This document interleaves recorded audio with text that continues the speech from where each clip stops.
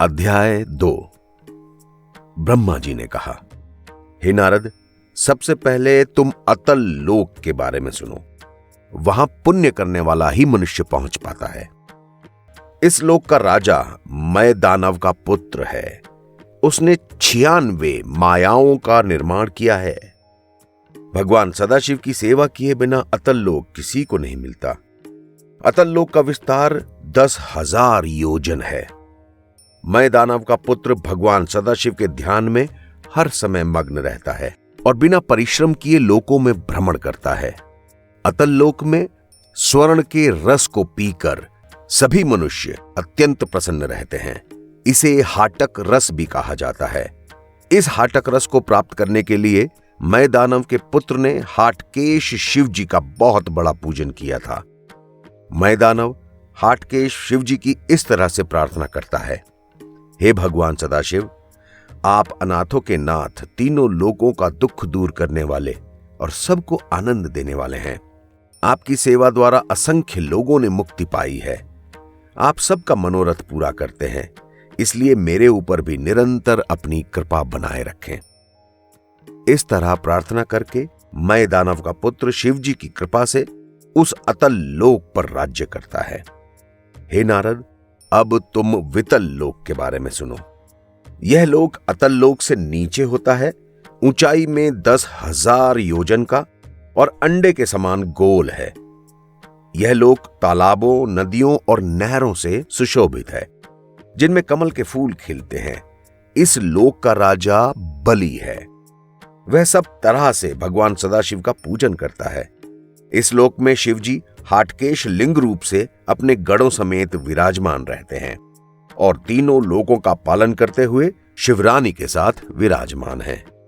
उनके मस्तक से निकलने वाली जलधारा हाटक रस के समान प्रसिद्ध है। उसे पीकर अग्नि अत्यंत बलवान रहता है।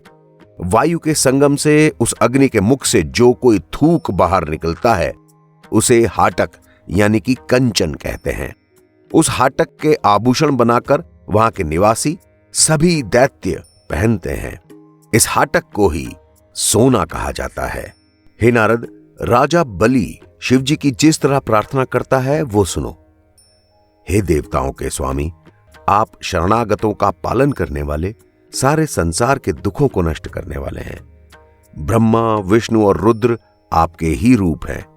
नारद, शारद और शेष भी आपके गुणों का सम्यक वर्णन नहीं कर पाते। इसी तरह वहां के निवासी भगवान सदाशिव की पूजा करते हैं और सदैव प्रसन्न रहते हैं। हे नारद, अब तुम सुतल लोक के बारे में सुनो। वहां विस्तार 10,000 योजन चौकोर है।